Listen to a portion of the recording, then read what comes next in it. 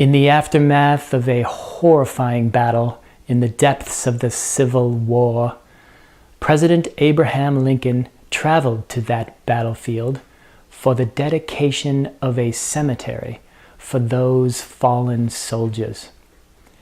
It was here that President Lincoln delivered a speech in only about 3 minutes that is probably the most famous speech ever given, the Gettysburg Address. 77 years ago, our fathers brought forth on this continent a new nation, conceived in liberty and dedicated to the proposition that all men are created equal.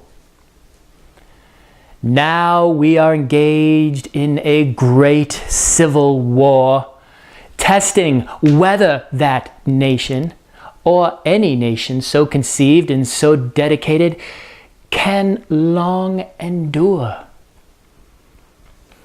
We are met on a great battlefield of that war. We have come to dedicate a portion of that field as a final resting place for those who here gave their lives that this nation might live. It is altogether fitting and proper that we should do this, but in a higher sense. We cannot dedicate, we cannot consecrate, we cannot hallow this ground. The brave men, living and dead, who struggled here have consecrated it, far above our poor power to add or detract.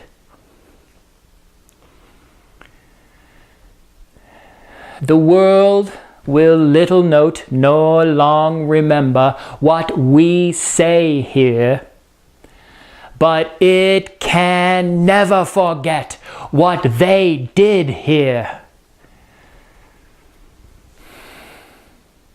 It is for us, the living rather, to be dedicated here to the unfinished work for which they who fought here have thus far so nobly advanced.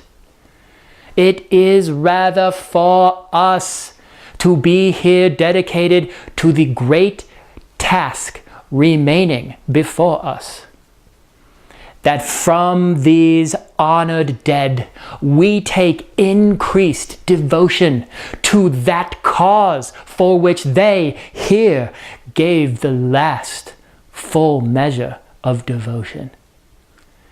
We here highly resolve that these dead shall not have died in vain, that this nation under God shall have a new birth of freedom, and that government of the people, by the people, for the people,